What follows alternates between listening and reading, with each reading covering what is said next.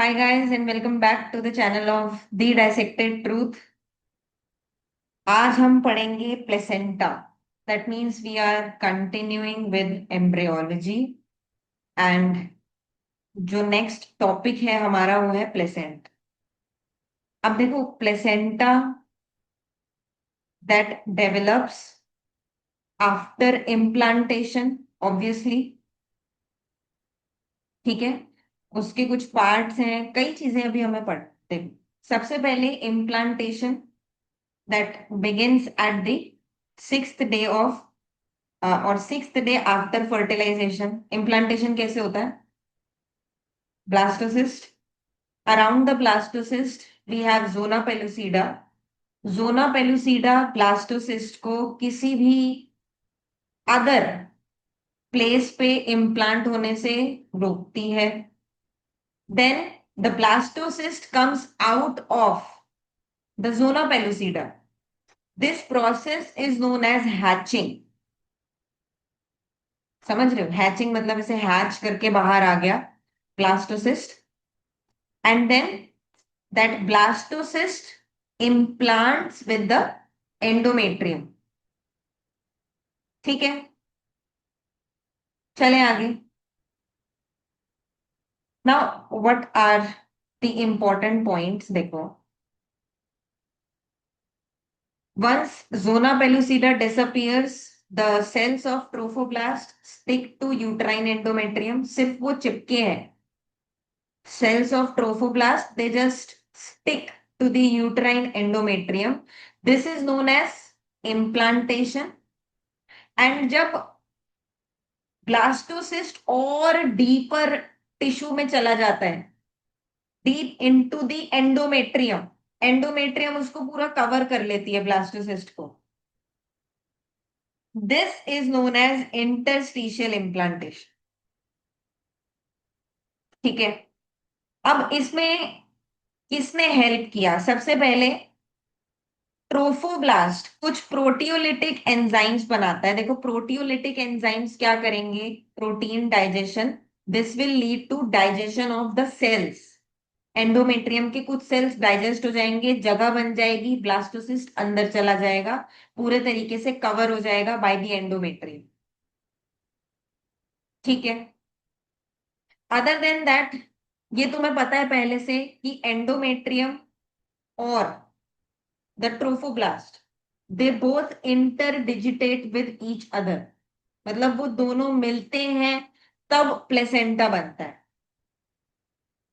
ठीक है, यानी इन दोनों की इंटरैक्शन होती है. किसकी किसकी? Endometrium interact with the trophoblast, and this interaction is mediated by some receptors that are present on uterine epithelium.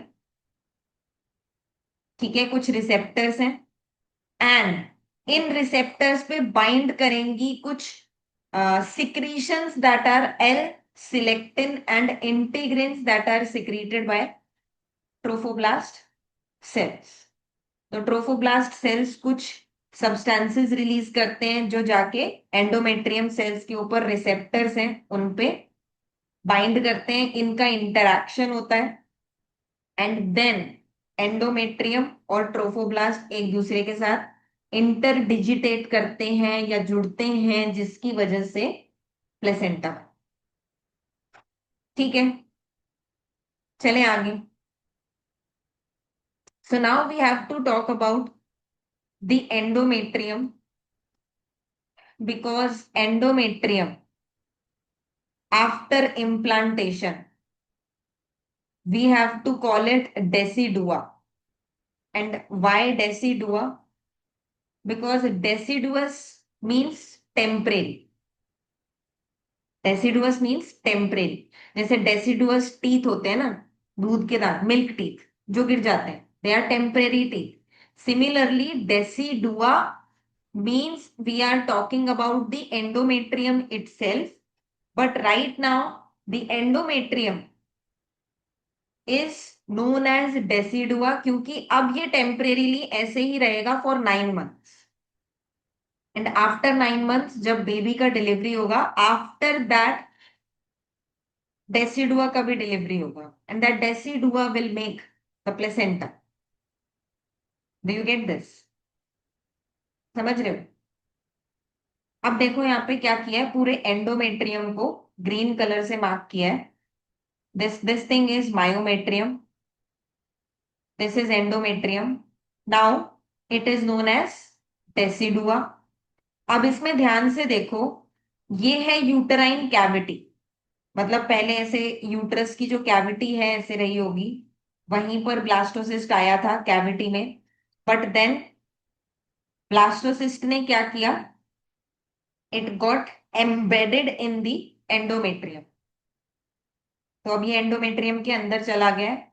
So the endometrium that is present on the base here is known as decidua basalis. Mainly decidua basalis का ही role है placenta formation में. So decidua basalis is also known as maternal component of placenta. मतलब endometrium का वो part जो placenta formation में role play करेगा, दैट इज डेसिडुआ बेसालिस. ठीक है. Then on the uterine side, like uterine cavity की तरफ, जो भी एंडोमेट्रियम है जो ब्लास्टोसिस्ट को कवर कर रहा है, that is known as decidua capsularis, because it capsules the blastocyst on the uterine side साइड. ठीक है. और बाकी बचा हुआ जो पूरा बाउंड्री में अदर एंडोमेट्रियम है, this is known as decidua parietalis, जो पेराइटल यानी बाउंड्री पे प्रेजेंट है. चलेगा? ठीक है. So here we have important points. After implantation of embryo, uterine endometrium is called decidua. यही मैंने बोला था. After implantation, the features of endometrium which are seen during secretory phase are maintained and intensified. So endometrium में जो भी features थे secretory phase में, वही सेम मेंटेन रहेंगे और इंटेंस हो जाएंगे. ठीक है. देन द स्ट्रोमल सेल्स, जो स्ट्रोमा होता है इन द एंडोमेट्रियम, वहां पे सेल्स एनलार्ज हो गए हैं, वैक्यूलेटेड हो गए हैं, बड़े बड़े वैक्यूल उसमें आ गए हैं, and they store glycogen and lipids. And this thing is known as decidual reaction. ठीक है. Then definitions of decidua basalis, capsularis and parietalis. Moving further, देखो, the cells of Decidua basalis. This is important point. Cells of Decidua basalis contain large amount of lipids and glycogen. Why? Because this will provide nutrition to the embryo. चलेगा? ठीक है. Also, Decidua basalis is also called decidual plate. Why? Because it is firmly united with the chorion. Now see, वैसे हमने ये पढ़ा है, the chorion, the trophoblast, as well as the parietal extra embryonic mesoderm. ये दो layers मिलके बनाती हैं chorion. So as you can see, chorion के साथ ये बहुत फर्मली यूनाइटेड रहता है. That's why this decidua is also known as decidual plate. ठीक है. चलें आगे. Let's go. Now we have to talk about formation of chorionic villi. This is very important. देखो, पहले क्या होता है, कोरियन, अभी बताया कोरियन, कोरियन से ही विल्लाय फॉर्मेशन होता है, and that villi is known as chorionic villi. ठीक है. Now the point is, initially पूरे ही ब्लास्टोसिस्ट पे कोरियोनिक विल्लाय का फॉर्मेशन होता है, but after some time what happens is the chorionic villi on the side of Decidua basalis ये बिल्कुल पूरा ग्रो कर जाते हैं, they become bushy. So these are known as chorion frondosum. But यहाँ पे जो विलाय बने थे they almost disappear. So this is the smooth part of the chorion and it is known as chorion leeway.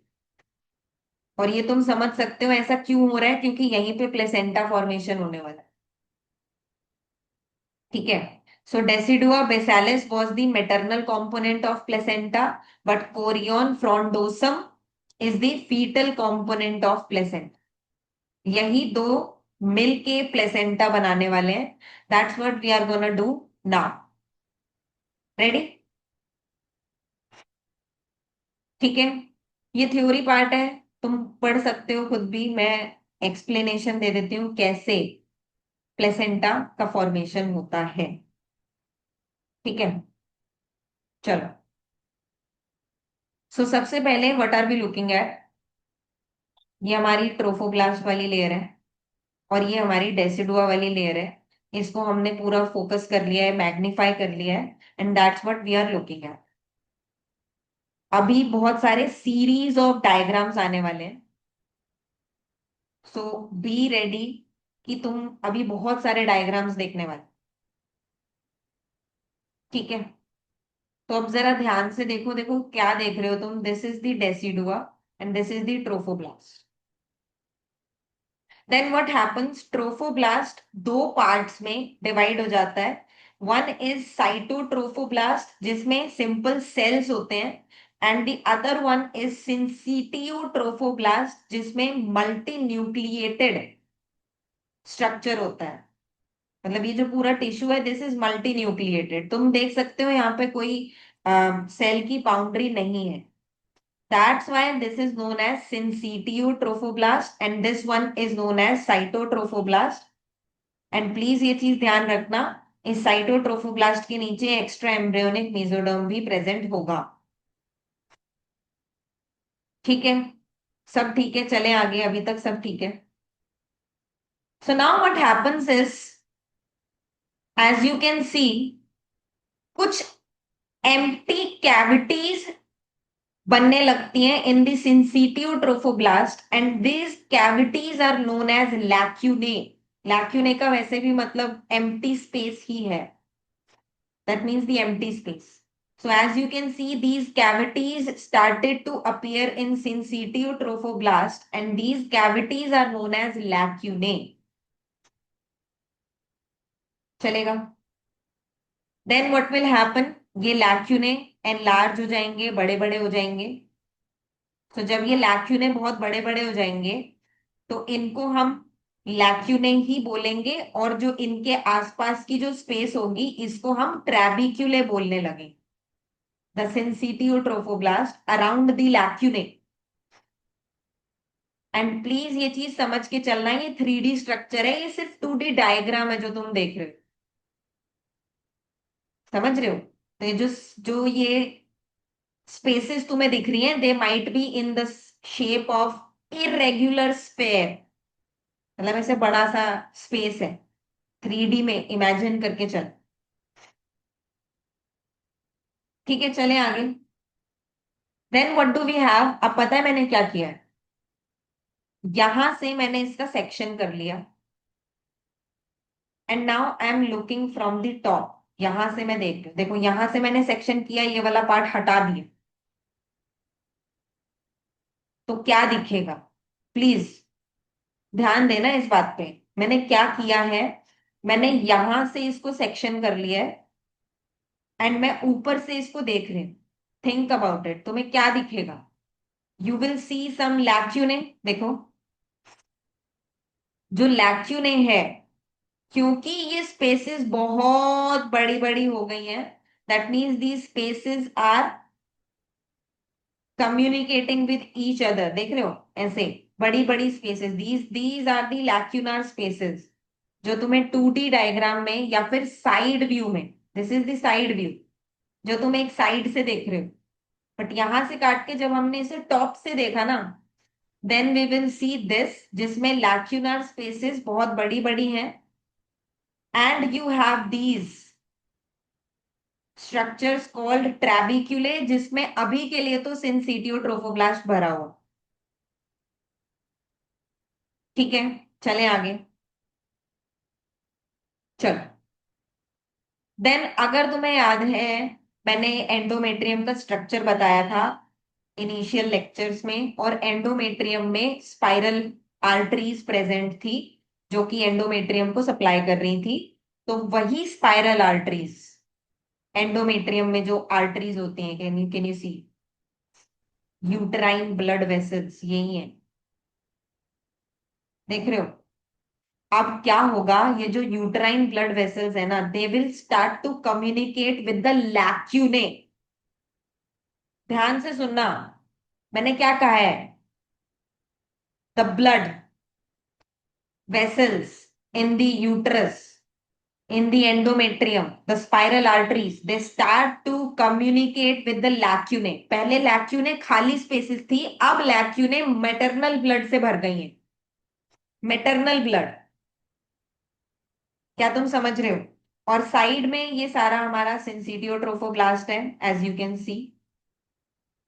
So again, अगर मैं यहां से section ले लूं और मैं ऊपर से देखूं, तो मुझे क्या दिखेगा,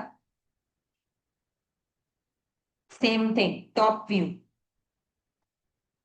देख रहे हो, क्या दिख रहा है, टॉप व्यू। ये रहा top view, as you can see. पहले क्या था, पहले ये सारी स्पेस में खाली स्पेस था, एंड ये ट्रैबिक्यूले थे। But right now what can you see, इस पूरे खाली स्पेस में मैटरनल ब्लड फिल हो चुका है, and these are the trabeculae again. चलें आगे। Is it all good, can we move further now. What is happening, अगर तुम ध्यान से देखो, तो क्या हो रहा है, ये जो सिंसिटिव ट्रोफोब्लास्ट है उसके नीचे साइटोट्रोफोब्लास्ट है। तो साइटोट्रोफोब्लास्ट के कुछ cells they started to grow,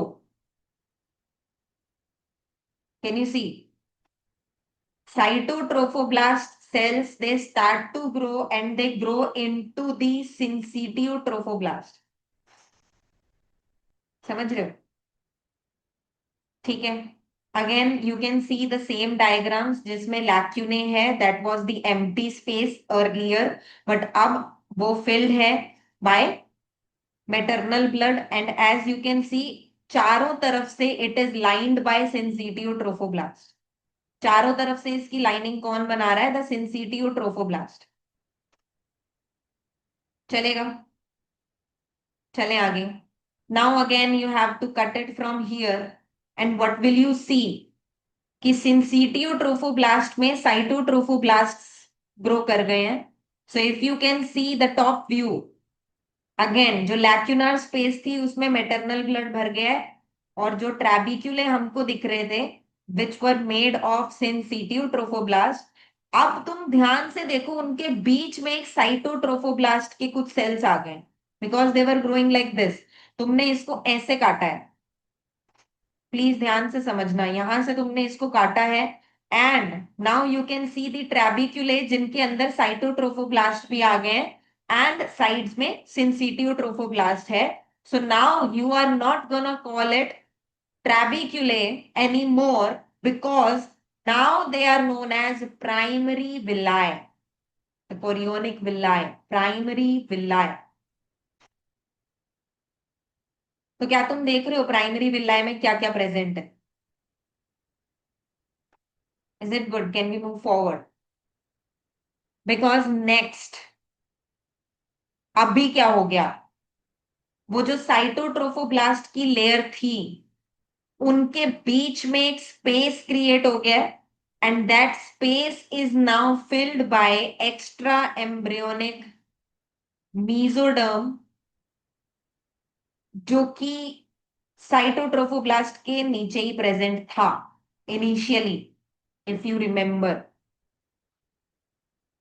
तो ध्यान से देखो अभी क्या हुआ है, cytotrophoblast they have a space in between them now, and extra embryonic mesoderm इसमें पूरा फिल हो गया है। So what do we have, अभी ये सारा सिंसिटियो ट्रोफोब्लास्ट है, बीच में ये लैक्यूने वाली स्पेस है, that is filled with maternal blood, but now it is known as intervillous space. Why? Because this space is present between two villi. This is a villi, this is a villi. दो villi के बीच में जो space है ये वाला, this is now known as intervillous space. ठीक है. सो again अगर मैं यहां से क्रॉस सेक्शन ले लूं, what will I see? I will see this. ध्यान से देखो, सेम चीज है. साइट सिंसिटियो ट्रोफोब्लास्ट, अंदर साइटोट्रोफोब्लास्ट, एंड उसके अंदर आ चुका है extra embryonic mesoderm. And at this stage this villi is known as secondary villi. बताओ, समझ में आया? Is it good? Then what do we have? Extra embryonic mesoderm के अंदर there are these capillaries that are growing, the blood vessels that are growing. तो अब ध्यान से सुनो, ये बेबी वाली ब्लड वेसल्स हैं. These are fetal blood vessels. So these fetal blood vessels they are growing in these villi. देख रहे हो? The capillaries of extra embryonic mesoderm अब इसके अंदर आ गई है. So now again if I take a cross section like this, और मैं ऊपर से देख लूं टॉप व्यू में, तो मेरे को क्या दिखेगा? The same thing, the intervillous space filled with maternal blood. Now this villi, as you can see, syncytiotrophoblast, cytotrophoblast, and cytotrophoblast के अंदर extra embryonic mesoderm, and उस mesoderm के अंदर we have these blood vessels, these capillaries of extra embryonic mesoderm. So now these villi are known as tertiary villi. क्या बोलते हैं हम इनको? We call them tertiary villi. Is it good? सब ठीक है? सब समझ में आ रहा है? चले आगे. But still this is not the end. अभी और भी कुछ होना बाकी है. देख रहे हो? यहां तक हम आ गए हैं. Now what will happen? See, जो ये ऊपर वाला स्पेस था जो खाली था जहां पे सिर्फ सिंसिटिव ट्रोफोब्लास्ट था, that will also be covered. And now दोनों साइड पे साइटोट्रोफोब्लास्ट की लेयर आ गई है. दैट मीन्स ऊपर की तरफ भी पूरी साइटोट्रोफोब्लास्ट की लेयर आ जाएगी. And this layer is known as cytotrophoblastic shell. देख रहे हो? What do we call them? Cytotrophoblastic shell. चलेगा? This is the important diagram, याद रखना इसको. ठीक है? सो हमने पढ़ लिया है पूरा. सेकेंडरी विलाय, टर्जरी विलाय किसको बोलते हैं? प्लीज थ्योरी खुद से पढ़ लेना. आगे चलते हैं. ठीक है?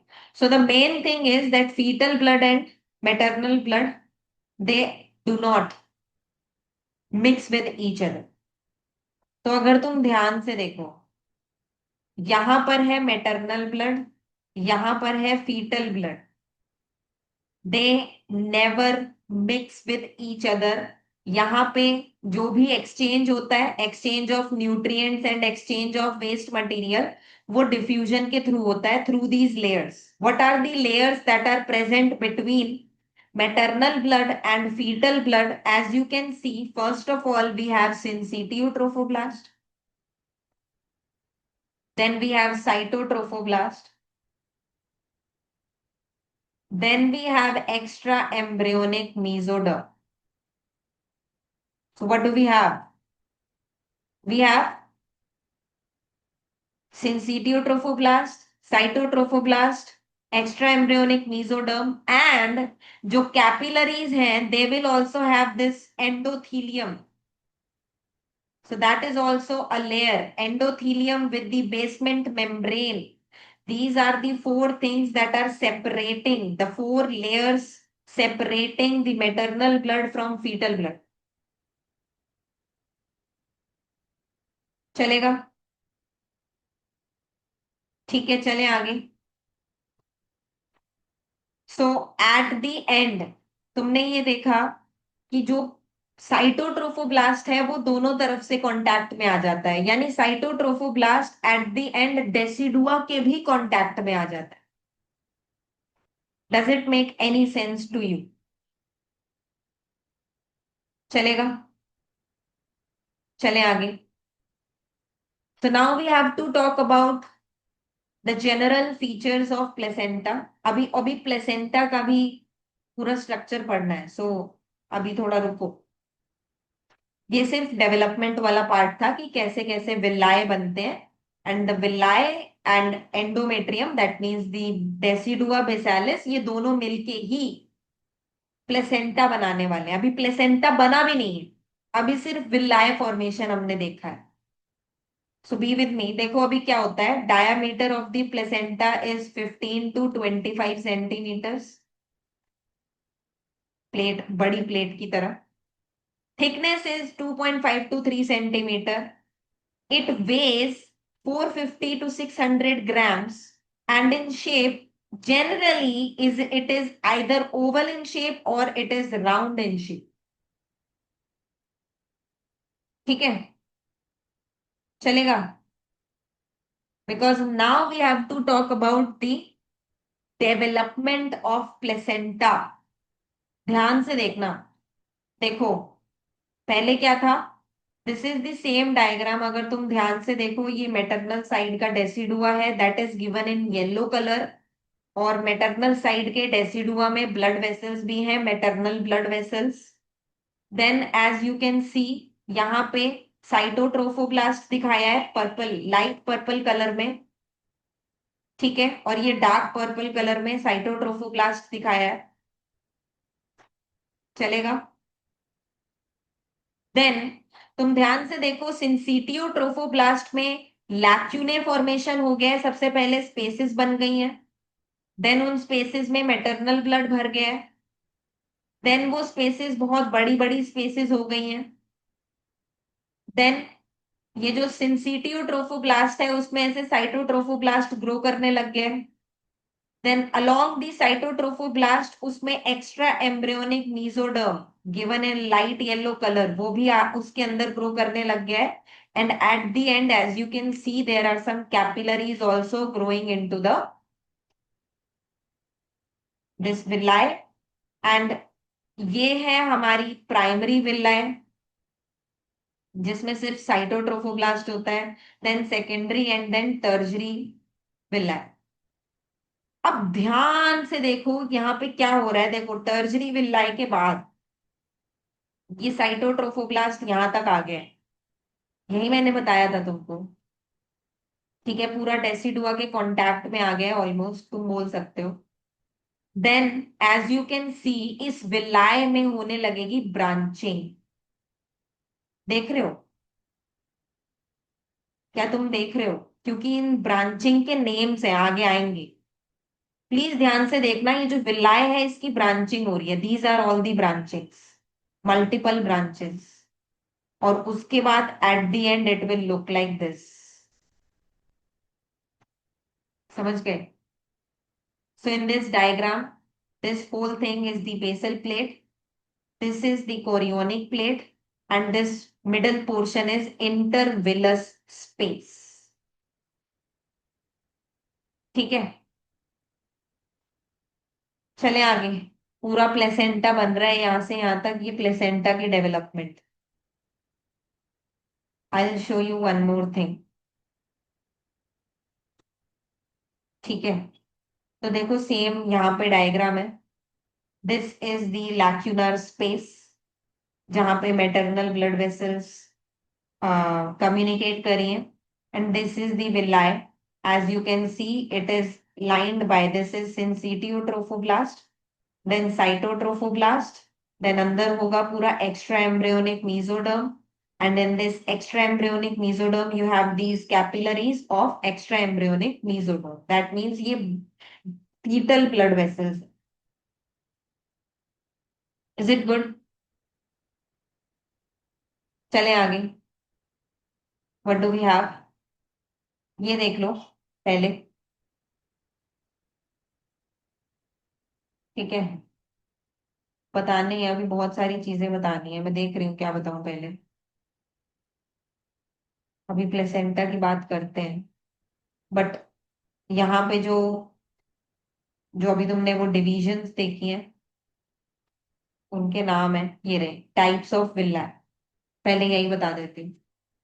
तो ध्यान से देखोगे, जो मेन विलाए है उसको स्टेम विलाए या एंकरिंग विलाए बोलते हैं, that is the main villi, the main one. Then वो ब्रांच कर जाती है, देन उसकी और ब्रांचेस और branches, that means the main branch पहले तो, एंकरिंग स्टेम में से जो मेन ब्रांच निकल रही है, दैट इज ट्रंकस कोराई। देखो ये truncus chorii. Then you have ramus chorii, मतलब उसकी ब्रांच की ब्रांच, देन उसकी भी branch will be the ramuli chorii. देख रहे हो? तो यहां देखो, पहले ट्रंकस कोराई, फिर उसकी branch ramus Core i, and last में आता है रैम्यूलाई कोराई। चलेगा? ठीक है, चले आगे। Next up, I have to tell you something.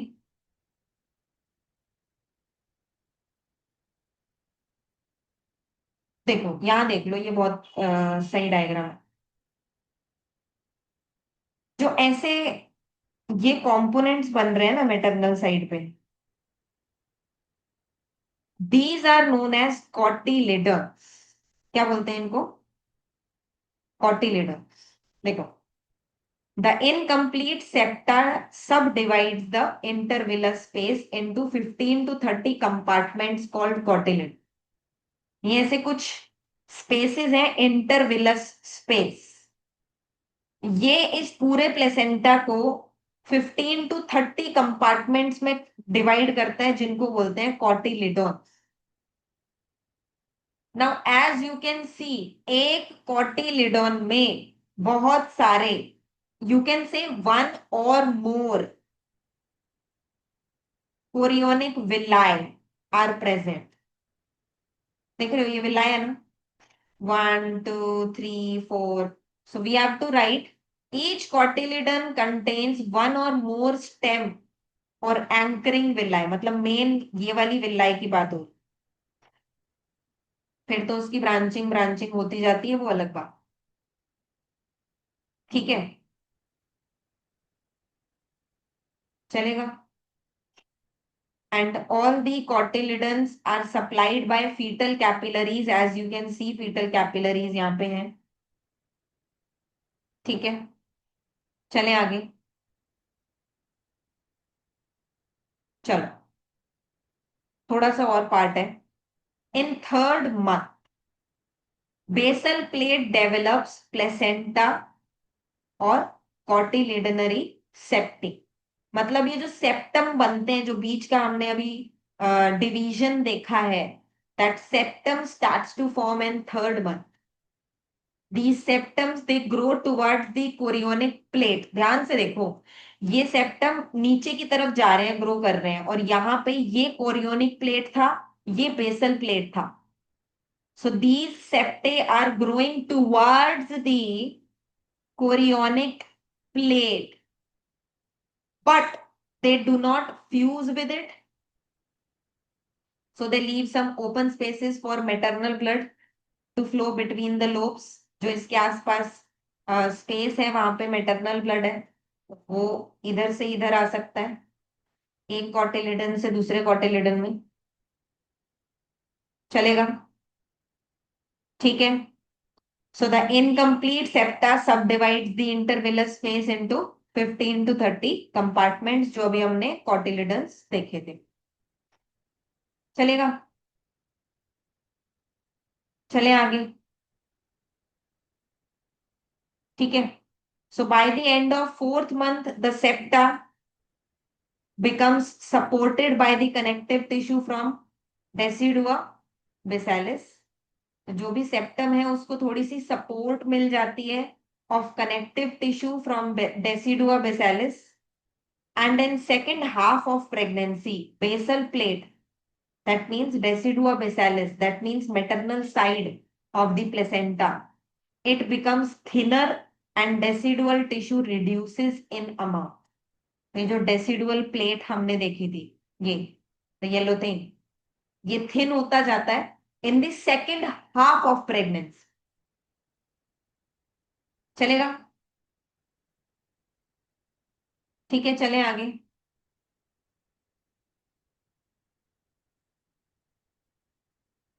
चलो, देन और क्या लिखा है? फाइब्रिनोइड मटेरियल, कुछ फाइब्रिनोइड मटेरियल होता है वो प्लेसेंटा में डिपॉजिट हो जाता है।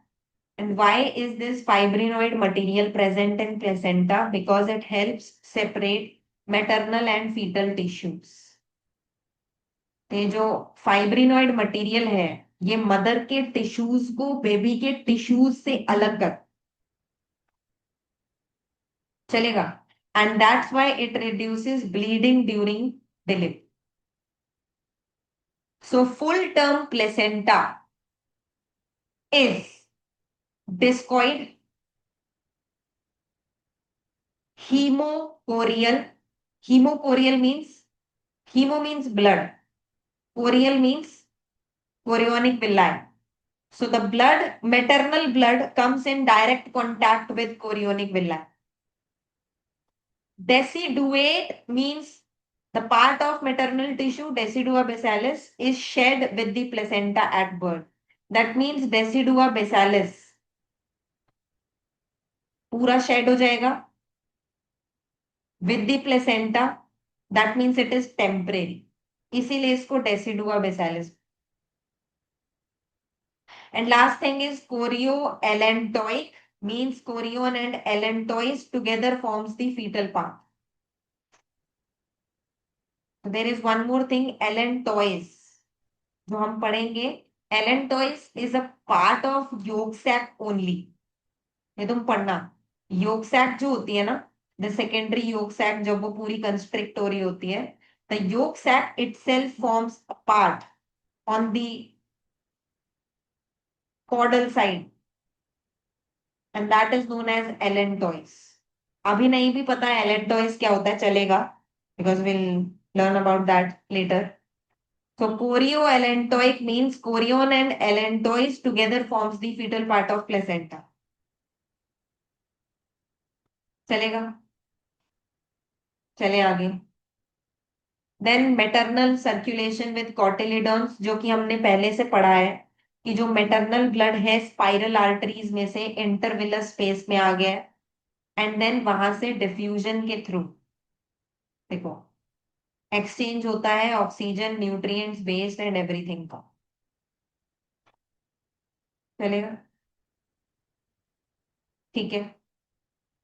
तो जब एक्सचेंज हो जाता है, मैटरनल ब्लड जब पूरी ऑक्सीजन, न्यूट्रिएंट्स बेबी को दे देता है, वेस्ट वगैरह उसमें कलेक्ट हो जाते हैं, then that maternal blood goes back to the body of mother and it is drained by endometrial veins. तो जो वो ब्लड वहां से वापस लेके जा रहा है मदर की बॉडी में, मैटरनल सर्कुलेशन में, that is known as endometrial vein. ठीक है, चले आगे। तो ये एक डायग्राम है that is tracing the exchange of things between mother and baby. तो तुम ये चीज देख सकते हो।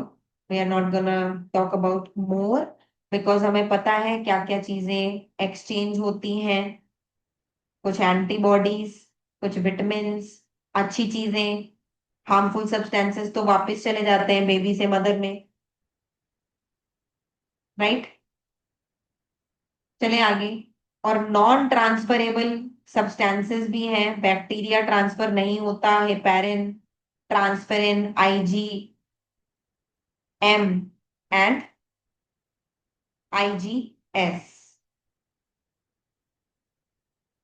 ठीक है, चले आगे। So now we have to talk about important things. तो पहली बात ये है, ध्यान से सुनना, जो मेटरनल स्पाइरल ब्लड वेसल्स होती है ना, वो पहले नैरो होती हैं, जैसे कि तुम यहाँ देख सकते हो बहुत नैरो है। तो तुम सोचो खुद, अगर एक नैरो ब्लड वेसल में से ब्लड पास करेगा तो उसका प्रेशर बहुत ज्यादा हो। दैट मीन्स इस वेसल में, बिकॉज ये एक नैरो वेसल है, इसमें एक तो हाई रेजिस्टेंस है, ब्लड को आगे जाने से रोका जाएगा, और इसमें हाई ब्लड प्रेशर भी होगा। एंड क्योंकि अभी हमें ये आर्टरीज बहुत ज्यादा यूज करनी है, क्योंकि बेबी का डेवलपमेंट करना है, सारा का सारा न्यूट्रिशन एंड ऑल बेबी को यहीं से मिलने वाला है, तो इन आर्टरीज की हो जाती है रीमॉडलिंग। क्या हो जाती है? रीमॉडलिंग। कौन करवाता है? कौन करवाता है? इनकी रीमॉडलिंग कराता है एक्स्ट्रा विलर्स ट्रोफोब्लास्ट, मतलब कुछ सेल्स, ट्रोफोब्लास्ट के ही कुछ सेल्स प्लेसेंट, मतलब वो कोरियोनिक विलाय वाला पार्ट छोड़ के वहां से निकल के भाग जाते हैं। कहाँ? मेटरनल टिश्यू में भाग जाते हैं, इन्वेड कर लेते हैं मेटरनल टिश्यू को, and they lead to spiral artery remodelling, जिसमें तुम देख सकते हो पूरा ऐसे वाइड हो जाता है, which prevents the high blood pressure. तो प्रेशर भी नॉर्मल हो जाएगा, ब्लड का स्पीड भी बहुत सही रहेगा। ठीक है, मतलब इतना तेज स्पीड नहीं होगा बट कम होगा, which is a good thing. आराम से आए ब्लड, डिफ्यूजन से उसमें से चीजें निकाली जाए and then it will go back. ठीक है। सो remodeling of spiral arteries ensure that a constant oxygen and nutrient supply is maintained to the fetus। ठीक है। अब सोचो, अगर ये ट्रोफोब्लास्ट सेल्स, जिनको बोलते हैं एक्स्ट्रा विलस ट्रोफोब्लास्ट, अगर ये यहां से माइग्रेट ना कर पाए, मेटरनल टिश्यू को इन्वेड ना कर पाए, तो क्या होगा? स्पाइरल आर्टरी ऐसे ही रह जाएगी, which will lead to a condition known as preeclampsia. क्या बोलते हैं इसको? Preeclampsia, which is high blood pressure in mother after 20th week of pregnancy with proteinuria, like most of the protein will be excreted by the mother। क्योंकि देखो, पहली चीज high blood pressure क्यों? क्योंकि ब्लड वेसल डायलेट नहीं हुई, उसको हमने ब्रॉड नहीं किया। And the other thing is कि अगर वो ब्रॉड नहीं हुई, so most of the nutrient जो मदर में है वो बेबी तक ठीक से नहीं पहुंच रहा है। This will lead to excretion of things in the urine of mother. जो बेबी को नहीं मिला वो गया फिर वेस्ट। ठीक है, चलेगा। So a high resistance pattern of flow is an indicator of impaired implantation, मतलब इम्प्लांटेशन सही से नहीं हुई है। That means this will lead to increased risk of placenta related complications, क्योंकि इम्प्लांटेशन के बाद प्लेसेंटा बनता है, एंड अगर इम्प्लांटेशन ठीक से नहीं हुई है तो प्लेसेंटा की फॉर्मेशन में या फिर कुछ तो प्रॉब्लम हुई। And this thing also results in intrauterine growth restriction of fetus। Obviously fetus को भाई सामान नहीं मिल रहा, न्यूट्रिएंट्स नहीं मिल रहे ठीक से, तो क्या उसकी ग्रोथ हो सकती है? ठीक से नहीं हो सकती। That means fetus is smaller then expected. चलेगा, क्योंकि वो ठीक से ग्रो ही नहीं कर पा रहा है, उसको न्यूट्रिएंट्स ही नहीं मिल रहे हैं। So it is, this thing is a leading cause of maternal mortality. This will lead to death of mother, and the point is it is completely reversed after the delivery of baby। मतलब mother में जो hypertension, high blood pressure वाला scenario create हुआ था, it will be totally reversed after the pregnancy, after the delivery, क्योंकि baby का delivery हो गया, and now mother's body will come back to the normal position और नॉर्मल फंक्शनिंग। यानी कि अब क्योंकि स्पाइरल आर्टरी का ब्रॉड होना जरूरी भी नहीं है, इसलिए अब मदर में वापस नॉर्मल हो गया सब कुछ। समझ रहे हो? चले आगे, because this is a big topic. मैं देखती हूँ टाइम। इतना हो गया है, बहुत सारा हो। ठीक है, देखते हैं। At least placenta we will complete, so that we can talk about problem in next lecture. Problems related to placenta जो भी होंगी, क्लिनिकल सिग्निफिकेंस एंड एवरीथिंग, वो हम नेक्स्ट में बात कर लेंगे। बट अभी के लिए हमें यहाँ पे ये तो कंप्लीट करना है। प्लीज प्लीज, थोड़ा सा और कर लेते हैं ना, तुम्हारा ही फायदा है। देखो, 60 स्टेम विलाए ह्यूमन प्लेसेंटा में प्रेजेंट होती हैं। स्टेम विलाए मतलब वो जो मेन विलाए थी ना, वो कितनी है? 60 है। ठीक है। और कॉटिलिडन कितने थे? 15 to 30 कॉटिलिडन थे। That means in each cotyledon there will be 3 to 4 stem villi. ये सिंपल मैथ कर लेना अपने आप। ठीक है, एक कॉटिलिडन में 3 to 4 स्टेम विलाए प्रेजेंट होती है, मतलब 3 से 4, कम भी हो सकती हैं। ठीक है। So lastly we have terminal villi. Terminal villi. Where is the diagram? Oh my God, there is no diagram. हाँ भाई, चला गया, हो गया लगता है। अच्छा, उससे पहले एक बार ये भी देख लो, क्योंकि हम यहाँ तक आ गए हैं तो देख लो एक बार। This is the fetal surface, fetal side of the placenta. As you can see, देखो अम्बिलिकल कॉर्ड यहीं पे ज्वाइन होती है। अदर देन दैट, ये जो पूरा शाइनी सरफेस दिख रहा है ना, वो इसलिए है because this shiny surface is amnion. तो ये जो पूरी कवरिंग है ये एमनियोन की है। And maternal side of the placenta will look like this, rough, spongy, grooves, cotyledons। ठीक है। तो this is the maternal surface of placenta, this is the fetal surface of placenta. अब हम आगे चलते हैं, थोड़ा टर्मिनल विलाय के बारे में बात करेंगे। So terminal villi means the ending villi, जो लास्ट में जो ब्रांचिंग ब्रांचिंग होके जो बिल्कुल एंड में बहुत पतली पतली ब्रांचेस बचेंगी ना, वो है terminal villi. And these are the functional units of placenta. तो देखो क्या लिखा है, final ramification of villus tree. Ramification का मतलब ब्रांचिंग ही होता है। जो फाइनल ब्रांचिंग हुई है वो टर्मिनल विलाय है। And these terminal विलाय they have grape like growth. ये कुछ ऐसा दिखता है, ग्रेप लाइक ग्रोथ्स होती हैं इसके पास। देख रहे हो?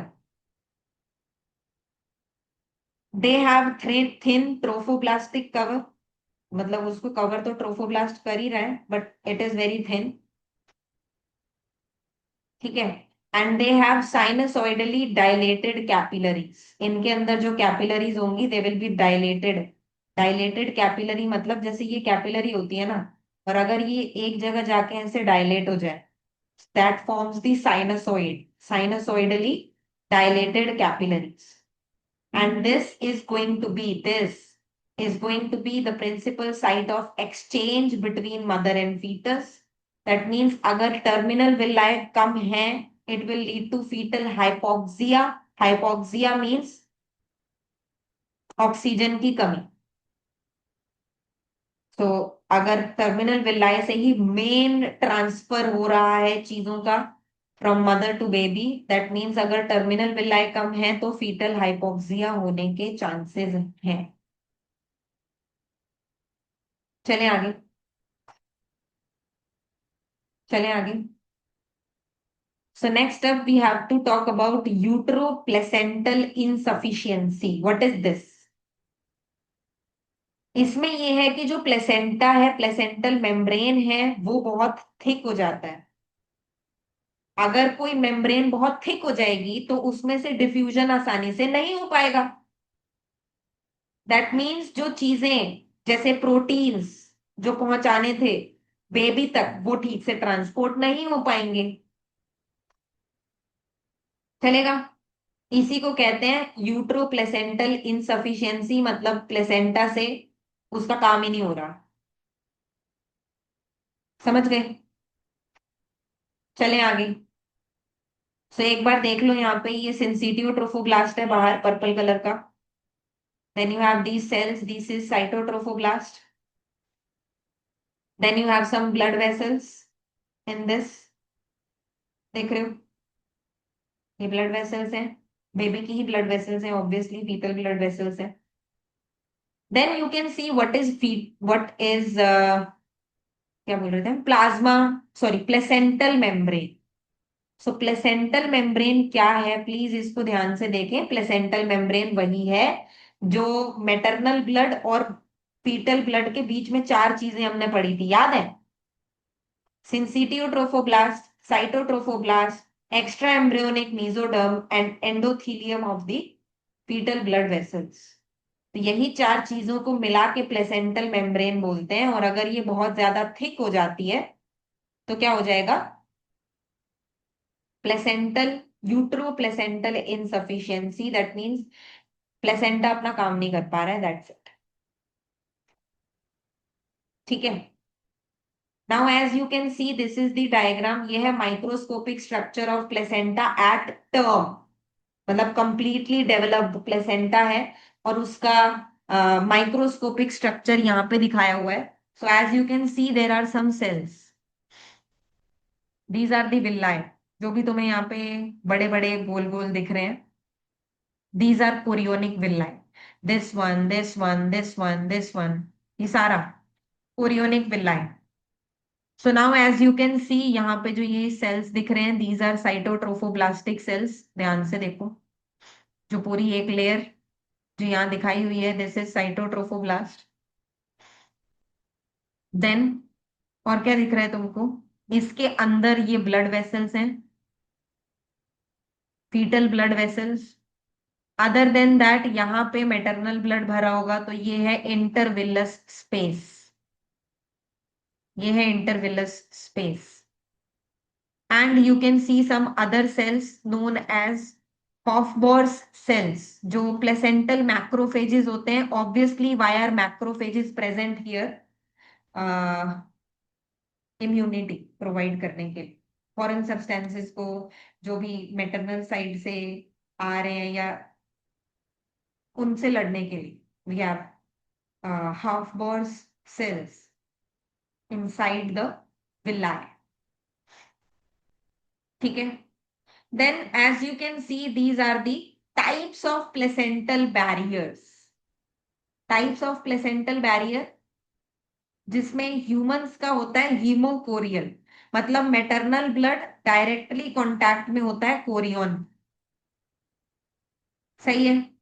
और भी होते हैं पिग में, डॉग में और रैबिट में, जैसे कि तुम देख सकते हो, दिस इज एपिथीलियो कोरियल, मतलब मदर का यूटराइन एपिथीलियम कोरियन के कांटेक्ट में है। दिस इज एंडोथीलियो कोरियल, मतलब मैटरनल ब्लड वेसल की एंडोथीलियम कोरियन के कांटेक्ट में है। And this is haemoendothelial, that means mother का ब्लड डायरेक्टली बेबी के, फीटस के ब्लड वेसल के एंडोथीलियम के कांटेक्ट में। This is present in rabbit, this is in dog, this in pig, but we have to talk about this, I already told you. So now we have to talk about placental transfer. देखो time तो हो गया वैसे, 1 घंटे से ज्यादा नहीं, अभी 1 घंटा नहीं हुआ है, बट कोई बात नहीं। अगर तुम्हें पढ़ना है, ढंग से पढ़ना है, तरीके से पढ़ना है, तुम्हें पढ़ा है तो पढ़ो। फटाफट नहीं भगा सकती मैं, नहीं हो पाएगा, नहीं हो पाएगा, नहीं हो पाएगा। फटाफट नहीं भाग पाएंगे तो आराम से ही पढ़ लेते हैं, थोड़ा सा ही बचा है वैसे भी। ठीक है। तो दीज एबनॉर्मल थिंग्स भी हो ही जाएंगी। चलो यार फटाफट कर लो, क्या हो गया? देखो, वो चीजें जो प्लेसेंटा को क्रॉस कर लेती हैं बहुत आसानी से, वो है ये चीज, water, electrolytes, minerals, gases, sugar, amino acid, fatty acid, IgG, IgA, fetal and maternal red blood sales,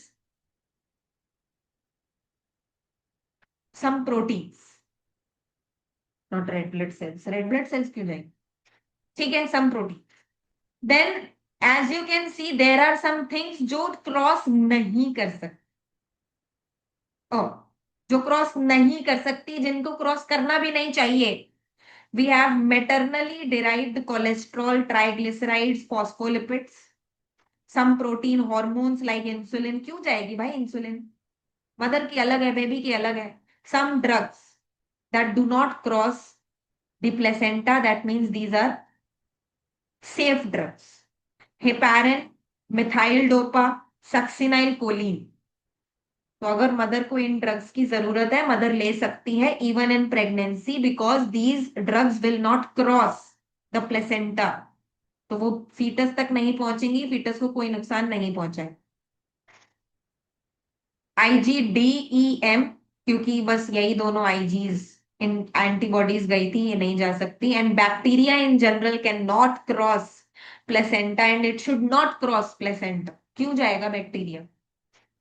ठीक है. एंड वो चीजें जो क्रॉस कर सकती हैं बट ये हार्मफुल चीजें हैं, तो प्लीज ध्यान से सुनना. Some microbes that are harmful, we have TORCH, toxoplasmosis, मतलब ये प्रॉब्लम क्रिएट करने वाला microbe, that is toxoplasma. Then other infection viruses like rubella, polio, measles, mumps, hepatitis. Some drugs can also cross and are harmful to the baby. So, thalidomide, which is harmful to the baby, that means it is not a safe drug to be given in pregnancy. Maternal steroid hormones except thyroxine. Maternal steroid hormones means जो lipid derivative hormones हैं, you know this thing already. Testosterone, oestrogen, progesterone, ये lipid hormones होते हैं. Other than that corticosteroids. तो mother में तो testosterone नहीं है खैर, so oestrogen, progesterone. Synthetic hormones, some alcohol, problematic things, these are problematic things. And rubella, cytomegalovirus, ये लिखा है यहाँ पे. And herpes simplex, simplex virus. चलेगा? चले आगे. Then functions of placenta, you already know कि वो ऑक्सीजन, न्यूट्रिएंट्स वगैरह वगैरह ट्रांसफर करता है. वो हम पहले ही ऊपर लिखा हुआ था वहां पे, वो हम पढ़ चुके हैं. तो यहाँ पे मैंने सिर्फ function of placenta as endocrine tissue include किया है. That means it is going to release some hormones. Those are HCG, HPL, human chorionic thyrotrophin, human chorionic adrenocorticotrophin, insulin-like growth factors, prolactin, relaxin, estrogen, progesterone. These are the hormones released by placenta. Done. Then placenta कहाँ कहाँ attach होता है? In the uterus, it should attach in the upper uterine segment, either on the posterior wall or on the anterior wall.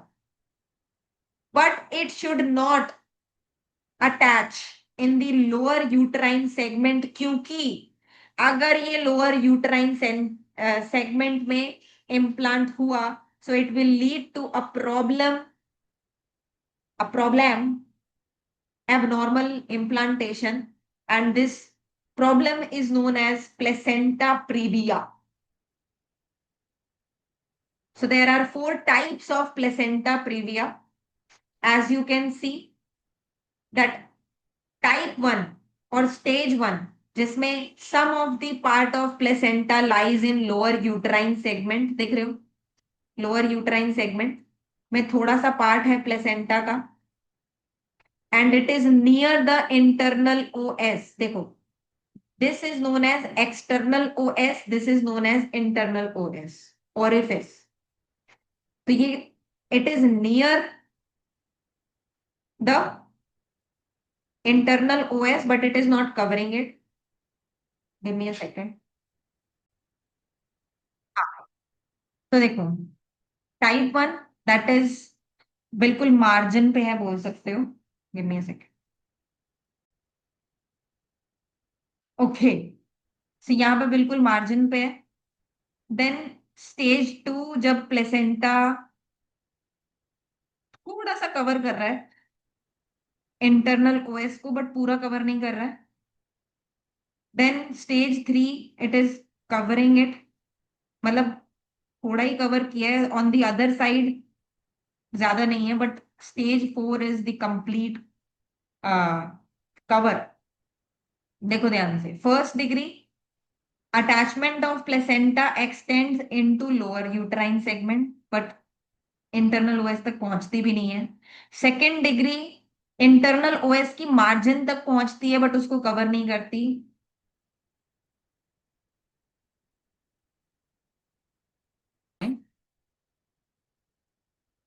After all the problems, now let us talk about this problem. Third degree, जिसमें edge of placenta is covering the internal os, ठीक है, but जब at the time of child birth, at the time of delivery, जब dilation होगा cervix का, then the placenta will leave it, like उसको occlude नहीं करेगा प्लेसेंटा, ये पूरा डायलेट हो जाएगा तो ओपन अप हो जाएगा। But here it is completely covering the internal OS, and this situation is a problematic situation because it will lead to heavy blood loss at the time of delivery. Then we have anomalies of placenta, जिसमें normal placenta की जगह कुछ problematic anomaly placenta है, which in which we have bilobed placenta, ठीक है। Then this is lobed placenta, मतलब वो placenta Oval shape या फिर राउंड शेप का नहीं है, it is lobe. Then we have diffuse, diffuse means फैला हुआ। Then we have accessory lobe, and it is also known as succenturiate, मुझे नहीं पता इसको क्या प्रोनाउंस करते हैं प्लीज, ठीक है। एक्सेसरी लोब यहाँ पे प्रेजेंट है। And then we have fenestrated, fenestrated मतलब छेद है इसमें। And lastly we have this placenta known as circumvallate placenta. अब इसमें होता क्या है, ध्यान से देखना। Chorionic plate is smaller than the basal plate, chorionic plate ये है जो बेबी की साइड पे होगी, एंड बेसल प्लेट ये है जो मदर की साइड पे होगी। तो chorionic plate is smaller than basal plate, and the membranes, जो प्लेसेंटल मेम्ब्रेन्स है, या फिर तुम मेम्ब्रेन ही बोल लो, मदर्स टिश्यू और जो भी है, it is attaching inward, and it is not at the true margin. उसको यहाँ होना चाहिए था, वो यहाँ नहीं है, ऊपर आके इसको कवर कर लिया है in a circle, that's why it is known as circumvallate. यही डायग्राम, ठीक है। सो दिस रिम, जो यहाँ पे ये बनी है, ये जो स्पेस है, this rim can trap blood and cause small haematomas, यहाँ पे कुछ ब्लड क्लॉट्स हीमाटोमास बन सकते हैं, ठीक है। चलें आगे। Then we have, lastly, I hope, lastly we have abnormal adherence of placenta, मतलब प्लेसेंटा जो है वो मदर की बहुत सारे टिश्यूज के साथ एडहेयर हो रहा है, नॉर्मली नहीं है वो adhere. This incidence of this is 1 to 2500 pregnancies. That means 1 in every 2500 pregnancies will have this problem. So first one, as you can see, this is the normal placenta adherence, ऐसे normal placenta है। Then we have placenta accreta, that is endomyometrial. तो यहाँ पे क्या हुआ है, myometrium is also involve in the attachment of placenta. Then we have placenta increta, देख रहे हो, into the myometrium, like completely endo myometrium is involved, इसमें a bit of myometrium and whole endometrium, but इसमें पूरा myometrium, and इसमें बाकी के other tissues या फिर adjacent organs are also included in, and they are adhered to the placenta. This is known as placenta percreta. Chalega. So such a placenta cannot be completely delivered and leads to extensive hemorrhage. Obviously blood loss, क्योंकि बहुत सारे other tissues से placenta जुड़ा हुआ है, जिसको detach करना बहुत problematic होने वाला है. So I think we are done with everything. We are done with this topic, placenta as a whole. So we'll meet again in another lecture with another topic. Till then, bye bye. Take care.